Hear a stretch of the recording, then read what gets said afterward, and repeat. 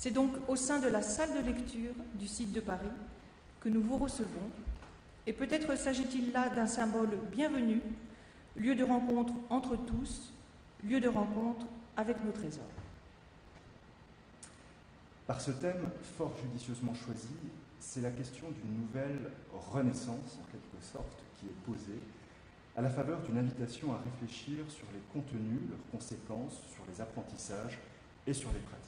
Je suis d'abord très touché d'avoir été invité à ouvrir à vos côtés ce colloque. J'allais dire que sa tenue même illustre, une fois de plus d'ailleurs, que le numérique fait tout bouger dans le domaine du savoir et des institutions. Un colloque sur le thème patrimoine et humanité numérique. Alors que la fréquentation du site du Louvre s'élève à 14 millions de visites aujourd'hui, qu'un petit musée comme celui de Péronne a vu sa fréquentation des lieux augmenter de 25% depuis la mise en ligne de documents qu'il conserve, sans compter les demandes qu'il reçoit à propos de ses collections.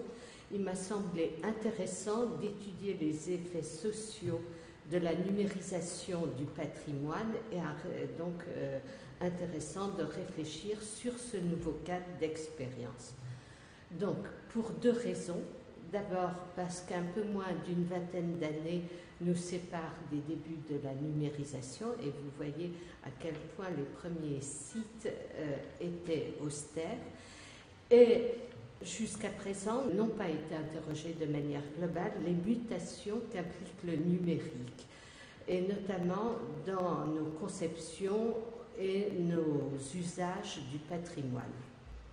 Sans compter que dans le même temps, la notion de patrimoine a encore connu des évolutions importantes puisqu'elle intègre désormais les champs du patrimoine immatériel et précisément celui des patrimoines numériques.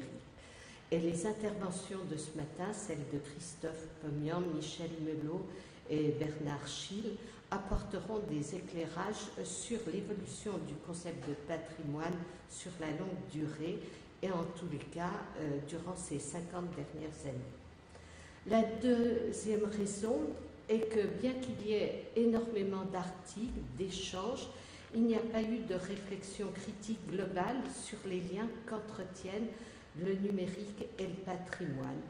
Or, c'est précisément la tâche numérique de s'interroger non pas seulement sur l'application des technologies, mais surtout, comme le disait Bruno Racine et Agnès Magnin, de réfléchir aux conditions de production et de diffusion des savoirs sur le patrimoine dans le contexte du numérique, sur les initiatives numériques en ligne et in situ en matière de patrimoine.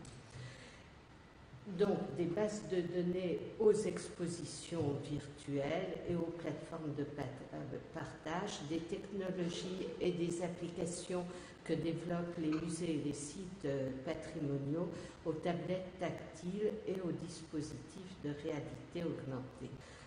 Et la structure de ces journées reflète, à mon sens, les questions qui aujourd'hui nous semblent essentielles.